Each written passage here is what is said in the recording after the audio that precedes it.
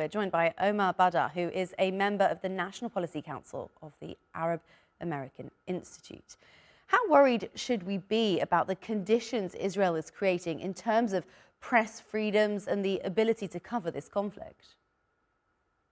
Yeah, there is no question.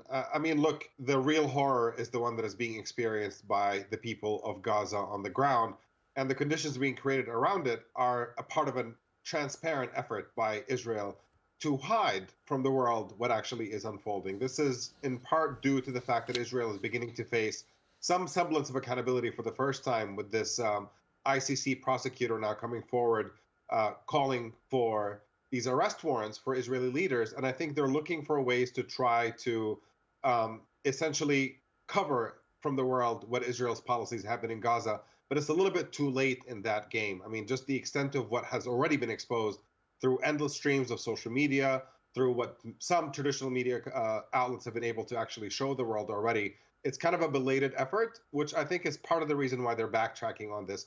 They know that it's only bad press for them to have gone after the AP without it tangibly really changing the fact that the images of what Israel's genocide is doing in Gaza have already been broadcast all over the world, and it's a little bit late in the game to try to hide what's actually unfolding. Yeah, I mean, Israel makes quite a big deal of being the only functional democracy in the Middle East, or so it likes to call itself. How do you use this media law or the confiscating and banning news outlets like Al Jazeera? How does it undermine that image? Look, Israel was never a democracy in the first place, and I think that's something that is really, really important to point out. Yes, they have some elections, but they rule over millions of Palestinians who live under the control of the Israeli occupation, and those Palestinians are not allowed to participate in those elections. So what you have in Israel is an apartheid system.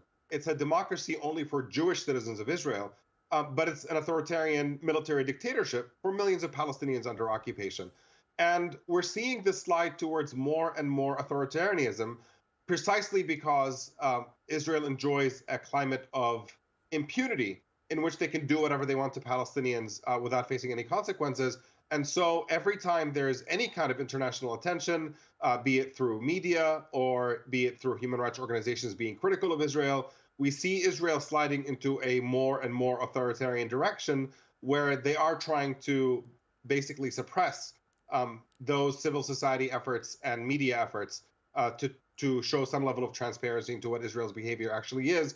It's unsurprising at all that whenever the media tries to cover what Israel is doing, there's an attack on media. Whenever human rights organizations try to criticize Israel for what it's doing, you see a full frontal assault on human rights organizations by Israel, not just the international ones that Israel demonizes by calling them anti-Semitic and criticizing them in all sorts of ways, but primarily also Israeli and Palestinian human rights organizations within the country that Israel cracks down on, and in some cases, in the case of some 6 Palestinian human rights organizations, have been declared terrorist entities and being forcibly shut down.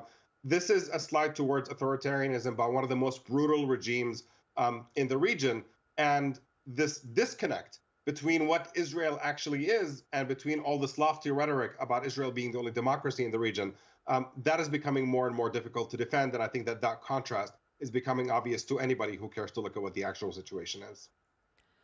Omar Badr from Washington, D.C. We'll leave it there. And just before we go, though, I can say that we do have that AP live feed that has been the cause of all of this latest controversy that is back up there now. So their reporters in Israel clearly have been able to get that camera feed back up.